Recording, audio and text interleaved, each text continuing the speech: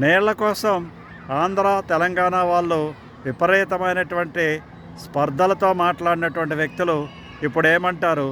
కొన్ని లక్షల cubic water సముద్రంలో వృధాగా కలిసిపోతున్నది, ఎవరూ ఉపయోగించుకోవడానికి వీలు లేకుండా.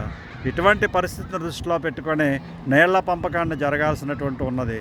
ఎవరు ఏ విధంగా త్వరితగతిన ఉపయోగించుకోగలుగుతారో, ఎవరు ఏ విధంగా తమ ప్రజలకు మేలు చేయాలని తాపత్రయపడతారో వాళ్ళకి అవకాశం ఇచ్చినట్లయితే తప్పనిసరిగా నీటి పంపకం అనేటువంటిది ఇంకా డిలే చేయకుండా సానుకూలంగా అందరికీ పనికొచ్చే విధంగా ఈ పంపకాలు త్వరితగతిన పూర్తి చేసి తెలంగాణ రాష్ట్రాలకు ఈ నీరు వృధా కాకుండా ఇరు ప్రభుత్వాలు కాపాడవలసినటువంటి బాధ్యత ఉందనేటువంటి విషయాన్ని రేవంత్ రెడ్డి, చంద్రబాబు నాయుడు ఇద్దరు కూడా గుర్తుపెట్టుకోవాల్సినటువంటి అవసరం ఉంది.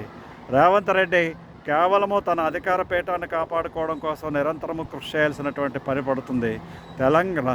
కాంగ్రెస్ ప్రభుత్వము పదవి ఇచ్చినట్లే ఇచ్చి ఈ విధమైనటువంటి పరీక్షలు ఎందుకు పెడతాదో తెలియదు, కానీ ఎవరో ఒకరిని అధికారంలోకి ఉంచి సుపరిపాలన జరిగే విధంగా తమ వంతు సహకారాన్ని అందించడంలో అధిష్టానం ఫెయిల్ అయిందని చెప్పాలి.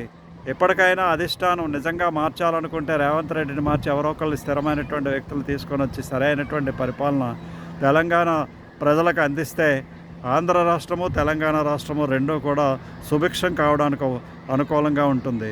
త్వరితగత నిర్ణయాలు తీసుకోవడానికి వీలవుతుంది. ఈ విధమైనటువంటి సంకట పరిస్థితిని తీసుకొని వచ్చి ప్రజలతో అనవసరంగా ఆటలాడొద్దు అని కాంగ్రెస్ ప్రభుత్వానికి విజ్ఞప్తి చేస్తున్నాం. జై హింద్, జై భారత్.